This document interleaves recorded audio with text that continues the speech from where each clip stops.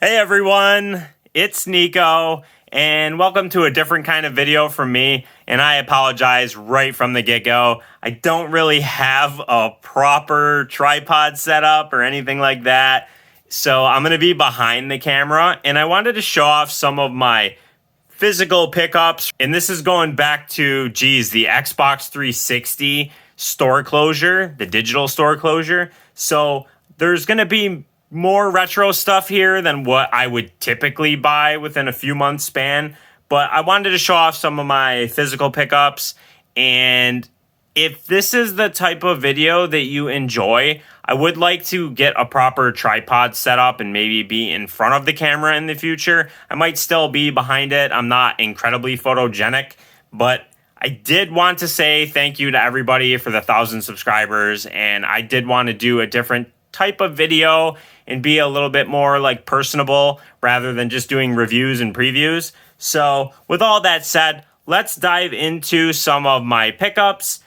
This is going to be divided up into different kind of systems, right? Like I have some Xbox 360 pickups, some Switch pickups, Evercade, and I'm going to divide it up like that. This is by no means in any particular order of where I purchased it, when, anything like that.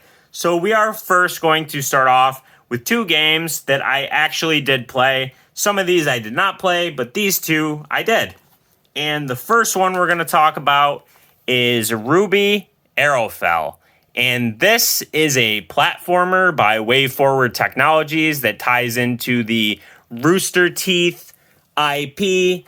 And I played this on the Xbox One because I do not have a Series X. I have an Xbox Series S. So since I love Way Forward so much and I wanted a physical of this, I did just hook up my Xbox One, pulled it out of the closet, set it up, played through this and the next game, and that was it. So this is Ruby Arrowfell, and man, this game's quite the disappointment if I'm being honest, because it's a platformer, but it's incredibly generic.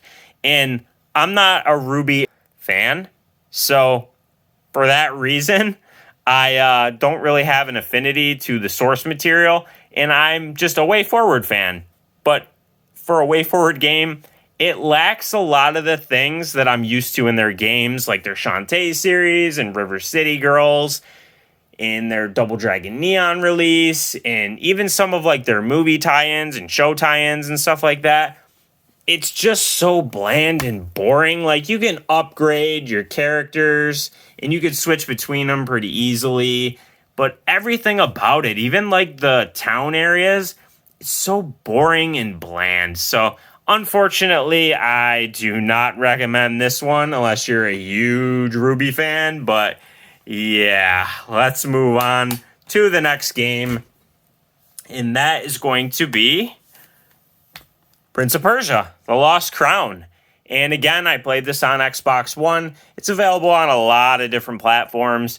And this one, I didn't love it as much as I think a lot of reviewers did, but I did still enjoy it. And I think my main complaint stems around its kind of cryptic nature of its progression and also the combat. It's just, for a game with a lot of mobility, sometimes they throw too many enemies at you at once, and if you get hit, they absolutely punish you with the amount of damage you take, and I really didn't like that about it. But as a whole, this is one that I genuinely did enjoy, so I can recommend this one. I will just say that I didn't love it, but I liked it. So that's going to be it for my Xbox One and Series pickups. But I did also grab a bunch of Xbox 360 games. Now, some of these I've played, some of them I have not. The first one I played a long time ago, and I'm sure there's plenty of you that have also played this. And that is Batman Arkham Asylum. This is the Platinum Hits Game of the Year edition. And this is one that I want to play again at some point because I never did the New Game Plus, and I don't think I did any of the optional challenge maps or anything like that. So this is one I would like to go back to, but haven't had the time quite yet. And obviously, there's more modern versions of this that you could play that are probably better than this one, but hey, I got it for the 360. So the next game is going to be a little bit of an interesting one, and that is Body Count. Now, if you don't know what this is, it's a first-person shooter, and oh man, this is a spiritual successor to a PlayStation 2 game that I loved, which is why I was interested in this one. And that game was this, Black. And this one is available on Xbox. It's pretty easy to acquire now because you could play it through backwards compatibility on the Series consoles and probably also Xbox One. But I didn't recently pick this up. I did just want to show it off. But Body Count is a game that didn't get great reviews. Now, I remember trying the demo when it was current, and I liked it, but then I saw the reviews, and it really kind of shied me away from picking this game up. And I did manage to find somebody to play co-op with, but it's just very bland. And if you enjoy first-person shooters, I mean, steer clear of it. If you're looking for a curiosity and you can find this for like a few bucks, like it does have this interesting intel system that you can use to use different abilities for your character. And the single player felt very old school. Like it felt like that very early PS2 era of like level design, which I did kind of like about it. Although I think most people probably would not enjoy that about it. So yeah, Body Count is kind of bland. Probably wouldn't recommend that one either. Now, this next one was one of the earliest 360 games that I had. I picked this up at an estate sale because I remembered enjoying it, but I don't know if I'll play it or not. I just kind of wanted it in my collection because I did remember enjoying this one a lot. And that's Project Gotham Racing 3. And I don't remember a whole lot about it. I know it had like some sort of a kudos system when you would do the races and things like that. It has a lot of different licensed vehicles, as you can see there. There's GM, Ferrari, Dodge, just to name a few. And yeah, I got this for $5 at an estate sale. So I was like, okay, I'll pick this up. I used to have it, don't have it anymore. So I grabbed it. I would like to play it at some point, but pretty busy, probably won't have the time. This next one I also got at that same estate sale, and unfortunately I didn't buy more. The person that was running the sale had like all eBay prices on their stuff. This one I did get for kind of a good deal. I paid $10 for this, which for Quake 4, not really a great deal, right? But this is the version that has Quake 2, and this is like in immaculate condition. So that was why I was willing to pay $10 for this. And just like Project Gotham Racing 3, this is one I probably won't play, but I did want to just own it because I remembered enjoying this when the 360 was pretty much brand new. Those are both very early 360 titles. So if you haven't played this, the single player is a lot of fun. I don't know if the 360 is the best way to play this. It is available on PC as well, but can't go wrong with the 360, so that is the version that I grabbed. Next up is a game I still haven't played yet, but it's supposed to be somewhat of like a cult favorite, I believe, and that's the third-person shooter Wet. This one I don't know a whole lot about, but I did see it get recommended by a lot of people, and when I was looking during the digital store closure for 360, it wasn't on there at all. This is actually, as you can see, this is a Bethesda game, but Microsoft somehow doesn't have this on backward compatibility. I don't know if it's a rights issue or what the case may be with this one, but I did grab it complete on eBay, and I got a fairly good deal. This is not a cheap game, but I got a pretty good deal. I don't remember exactly what I paid for it, but I did get a decent deal, so I picked this one up. Next up is another game that I played this co-op with a buddy online, and that is Lord of the Rings War in the North. And this is one I would like to play again, just like the other ones that I've already owned. But I don't know. It's not a high priority, but it is something that I remembered having fun with and did want to tinker with again if time permits. Oh boy, this next one. I played the crap out of this one. Dragon's Dogma, the original Dragon's Dogma for Xbox 360. Now, I don't think I would recommend you play the 360 version if you want to play Dragon's Dogma. There's plenty more modern versions. And the reason why I say that is because the fast travel is almost non-existent in this original release, and they made it much better in more modern versions of the game. So I did have to kind of slog through a lot of the time, where in the modern versions you'll have waystones that will give you much quicker mobility around the map, and it's pretty large. But I had so much fun with this game. I actually played through it twice. I played this over the summer, and I played as two different classes for my two different playthroughs, and I enjoyed it so much that I put the effort in, unlocked all of the achievements, and I'm pretty proud to say that I had a lot of fun with this one. I have not played Dragon's Dogma 2, so if that was a question or concern you might have, I unfortunately did not play that one. Don't know that I will. The next two games are my last two Xbox 360 games, and neither have I played yet, but again, I want to. And the first one is The Saboteur. This is another one like Wet that I think a lot of people really enjoyed, and I saw a lot of recommendations for this when I was looking through recommendations for 360 games to pick up. And so, yeah, this is one I think I'll get to sooner rather than later, but haven't had the time yet. And then the next one, this one's also backwards compatible, but I haven't had time for this one either. And I'll most likely play this one on Xbox One, since I do have an Xbox One S that will play this. And that's Conan. Now, if you follow my channel, you might have seen I did a video where I purchased this brand new.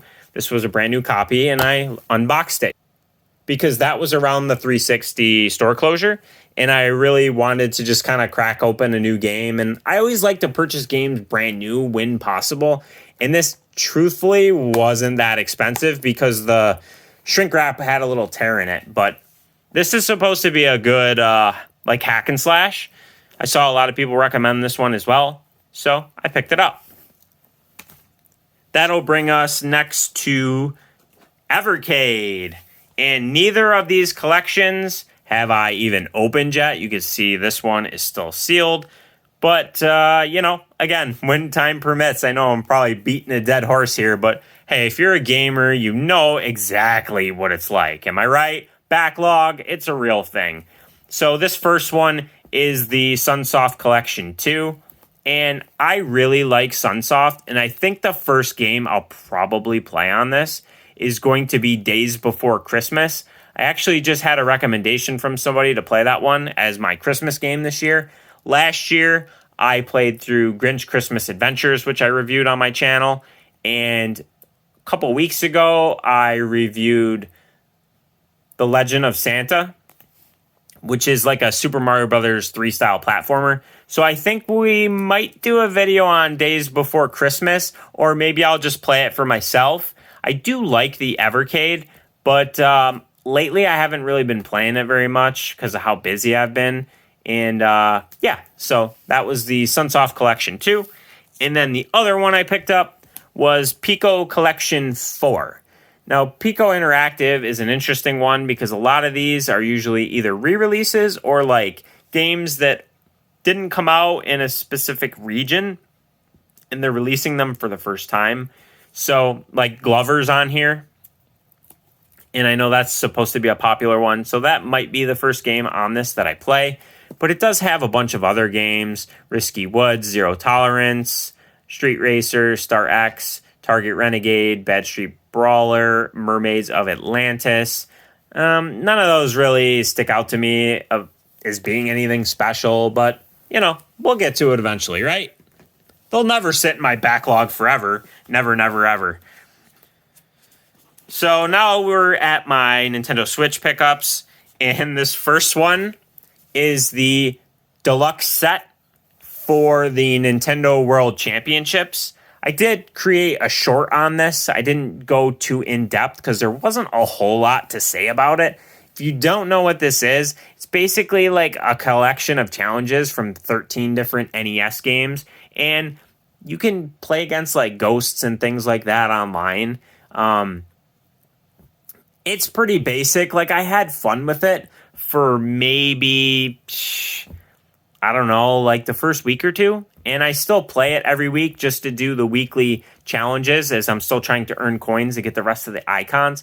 But honestly, it's not something that's going to hold your attention for very long. But since I grew up in the NES era, I did want to get this deluxe set. And I'm not mad that I did. I did still enjoy the game. It just, I don't know, doesn't have a whole lot of content. I really wish that they would have had, like, I don't know, like, why aren't the NES games unlockables on there?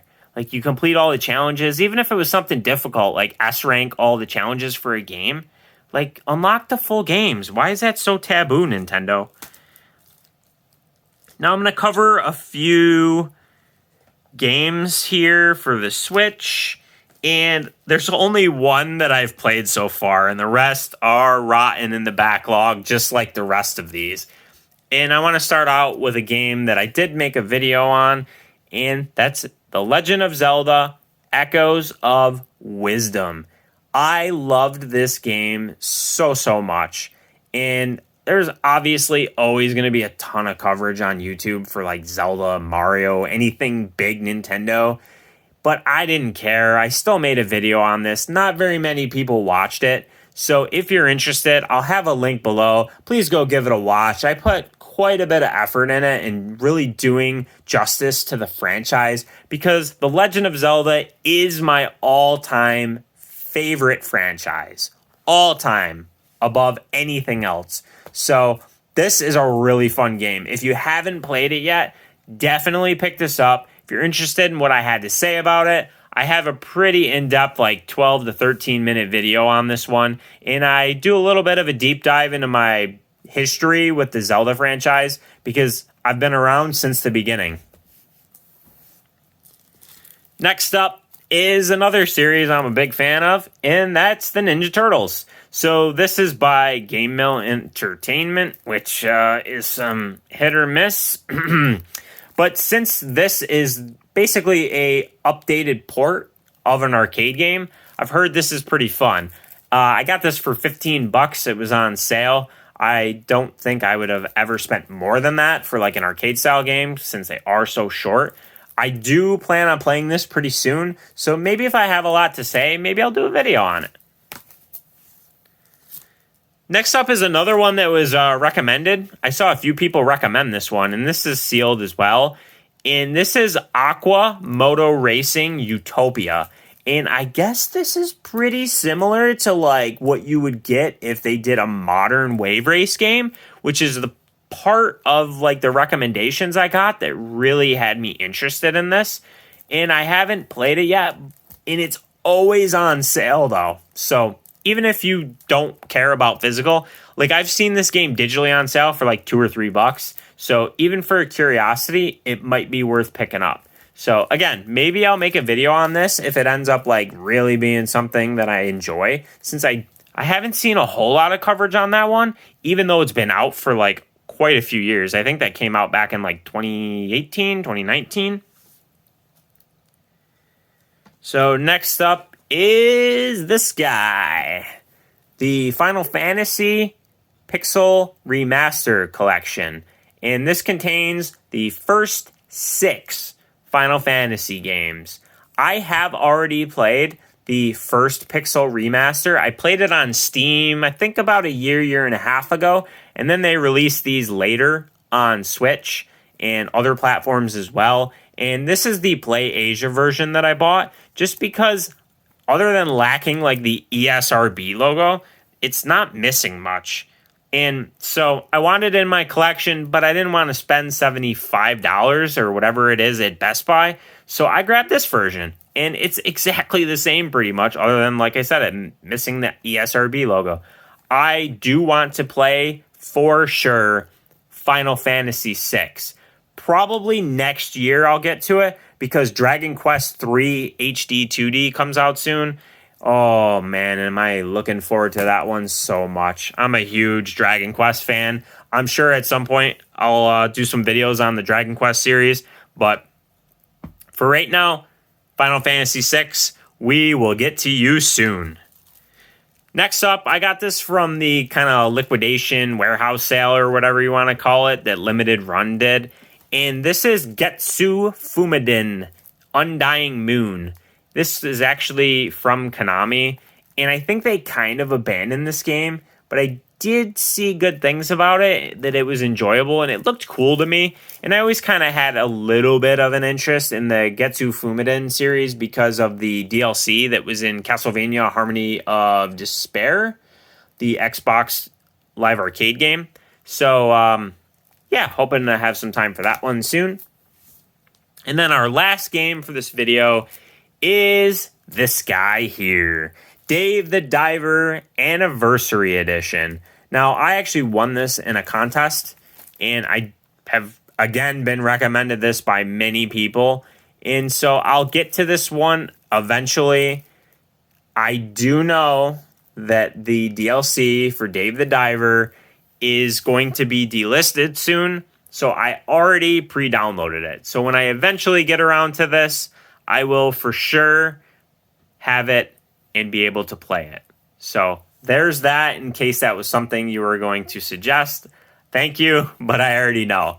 So that's all of my pickups for the last few months. And again, apologies for kind of like the guerrilla nature of the video. This is kind of the best way I can do it until I get some proper equipment. And this is also more of like a test run for me to do pickups videos and maybe like games I've been playing recently. So if this or any other videos where maybe I film with the camera versus just strictly showing gameplay seems like something you'd enjoy from me, let me know. Please let me know in the comments if there's anything you would like to see me create. And I'm all ears, because I like doing variety and different things. I don't want to just make guides, previews, and reviews. I do enjoy doing that, but I would also like to cover some other titles. Like, obviously there's some indie titles in here, but I also do enjoy covering bigger titles like Nintendo's releases. Like I did Endless Ocean, and I made a video on Zelda, and obviously I cover retro games sometimes when modern retro collections come out. But just as a whole, I would like to do videos like this, and I just need to acquire some equipment for a proper setup to have it be a little bit better of an angle. And yeah, so I appreciate you if you watch this through all the way to the end. This was a pretty long one. I've never done a video this long straight through, so I hope you enjoyed it. And if you have any suggestions, let me know, and hope to see you on my next video. But until then, have a good one.